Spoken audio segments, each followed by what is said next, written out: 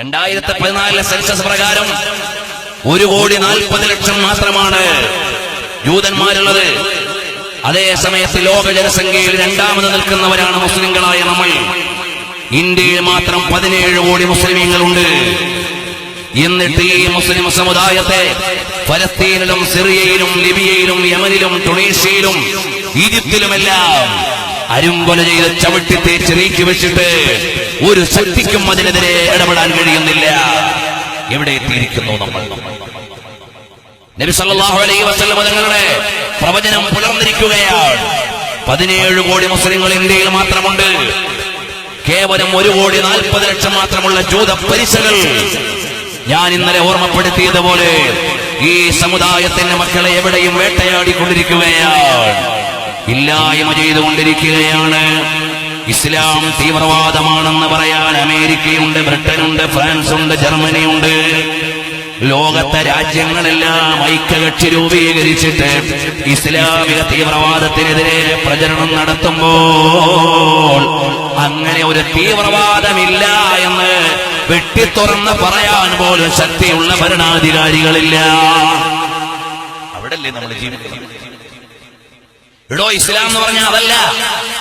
ഇസ്ലാം complete piece എന്ന് പറയാൻ പറ്റുന്ന ശക്തിയുള്ള ഭരണാധികാരികൾ ലോകത്തുണ്ടോ? ആർജവത്തോടെ ഒരു സ്റ്റേറ്റ്മെന്റ് ഇറക്കാൻ പറ്റുന്ന ഭരണാധികാരികൾ പോലും നമുക്കില്ലാതെയായി. ഇന്നത്തെ അവസ്ഥ ഏതാണ്? നബി സല്ലല്ലാഹു അലൈഹി വസല്ലം തങ്ങൾ പറഞ്ഞത് അക്ഷരാർത്ഥത്തിൽ എന്നേ നമ്മുടെ മുമ്പിൽ തെളിഞ്ഞിരിക്കുകയാണ്. ലോകത്തെ മുഴുവനും ഇട്ട് അമ്മാനമാടുക.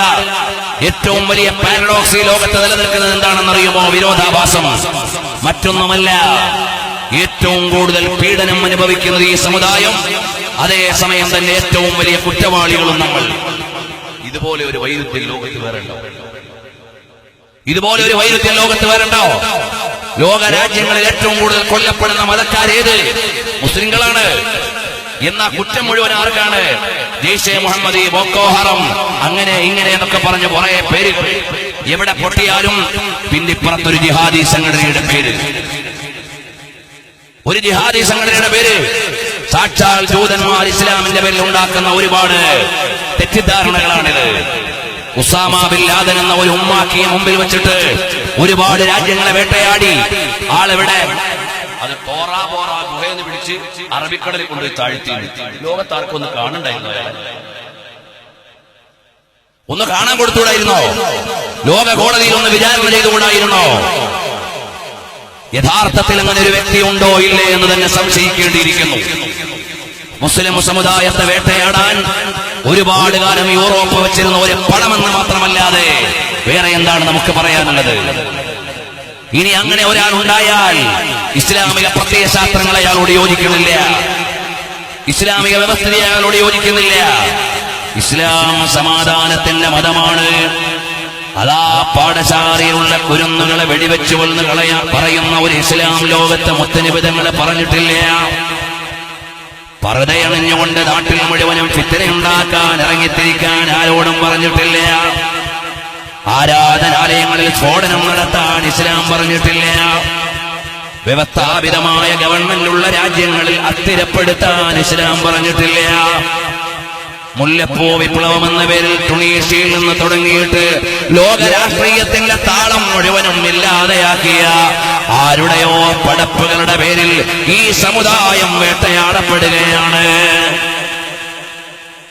നിങ്ങളൊന്ന് ഇമാജിൻ ചെയ്ത് നോക്കി. തലപ്പാവും ദാടിയുമില്ലാത്തൊരു സ്ഥാപനമില്ലാതെ എന്തുകൊണ്ട് വന്നില്ല? എന്തുകൊണ്ട് വേറൊരാൾ വരുന്നില്ല? ഇസ്ലാമിന്റെ ചിഹ്നങ്ങളെ മുഴുവനും അങ്ങനെ ലോകത്തിന്റെ മുമ്പിൽ നെഗറ്റീവായി അവതരിപ്പിച്ചിരിക്കുകയാണ്. അപ്പോൾ ഒരു കാലം വരും, നിങ്ങൾ അംഗസംഖ്യയിലേറെയായിരിക്കും, പക്ഷേ നിങ്ങളെ വകവെക്കാൻ ആളുണ്ടാവില്ല. ഭക്ഷണത്തളികയിൽ നിന്ന് ഭക്ഷണ സാധനങ്ങൾ പിടിച്ചു പറിക്കും പോലെ ഈ സമുദായത്തെ പിടിച്ചു പറിച്ചുകൊണ്ടിരിക്കും. നബി സല്ലല്ലാഹു അലൈഹി വസല്ലം തങ്ങൾ പറഞ്ഞു. ഇവിടെ ഞാനും നിങ്ങൾ തിരിച്ചറിയേണ്ട ഒരു കാര്യമുണ്ട്. എനിക്കും നിങ്ങൾക്കും രക്ഷ വേണോ, ജയം വേണോ? ഒരേ ഒരു വഴി മാത്രമേ ബാക്കിയുള്ളൂ. അത് വേറെയൊന്നുമല്ല. തഖ്വല്ലാഹി മദാറു കുല്ലി സഅദതി. ജീവിച്ചിരുന്നാലും മരിച്ചു പോയാലും രക്ഷപ്പെടാനുള്ള ഏക വഴി ഏതാണ്? അല്ലാഹുവിനുള്ള അചഞ്ചലമായ വിശ്വാസമാണ്. ആ ഈമാനുണ്ടോ എന്നാൽ നിങ്ങൾക്ക് രക്ഷ നേടാം. പ്രിയമുള്ളവരെ, ലോകം മുഴുവനും വിനാശം വിതക്കുന്ന ജൂതന്മാരെ വിചാരണ ചെയ്യാൻ ഒരു UN-ഉമില്ല, ഒരു രാഷ്ട്രകോടതിയുമില്ല. ഹിറ്റ്ലർ പറഞ്ഞു 90% ജൂതന്മാരെ ഞാൻ കൊന്നുകളഞ്ഞു, 10% ഞാനിവിടെ ബാക്കിയാക്കി. എന്തിനാണ് ഞാൻ 10% ഇവിടെ ബാക്കിയാക്കിയത്? ഈ 90%യും എന്തിനാണ് ഞാൻ ഇല്ലായ്മ ചെയ്തത് എന്ന് പിൽക്കാല ജനങ്ങൾക്ക് ബോധ്യപ്പെടാൻ വേണ്ടിയാണ്. ഇത്രയും വലിയ വിനാശകാരികളെയാണ് ഞാൻ കൊന്നുകളഞ്ഞത്. നിങ്ങൾ ആലോചിച്ചു നോക്ക്, ഫലസ്തീനിലെ പാഠശാലകളിൽ ആദ്യാക്ഷരം പഠിക്കാൻ വരുന്ന കുരുന്നുകളെയല്ലേ ബോംബിട്ട് കൊന്നുകളഞ്ഞത്? എന്ത് മനുഷ്യത്വത്തിന്റെ ഭാഷയാണ് ജൂതന്മാർക്ക് ഇവിടെയുള്ളത്?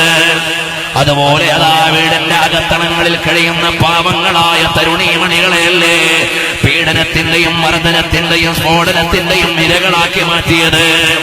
ഏത് മനുഷ്യ കോടതിക്കാണ് ഇത് നീതീകരിക്കാനാവുക? ഏത് മാനുഷിക ചിന്തയ്ക്കാണ് ഇതിനെ സാക്ഷീകരിക്കാനാവുക? ഒരിക്കലും സാധ്യമല്ല. അതുകൊണ്ട് എനിക്കും നിങ്ങൾക്കുമുള്ള ഒരേ ഒരു മാർഗമേതാണ്? വലില്ലാഹിൽ ഇസ്സത്തു വലിറസൂലിഹി വലിൽമുഅ്മിനീൻ. അല്ലാഹുവിനും റസൂലിനും ഈമാനുള്ളവർക്കുമാണ് പ്രതാപം. ഈമാൻ എന്ന അടിസ്ഥാന ഗുണം എനിക്കും നിങ്ങൾക്കുമുണ്ടോ? അവിടെയാണ് പ്രതാപമുള്ളത്. അതുകൊണ്ട് എന്റെയും നിങ്ങളുടെയും ഇസ്സത്തിന്റെ അടിസ്ഥാനം ഈമാനാണ്, ഇസ്ലാം അനുസരിച്ചുള്ള ജീവിതമാണ്.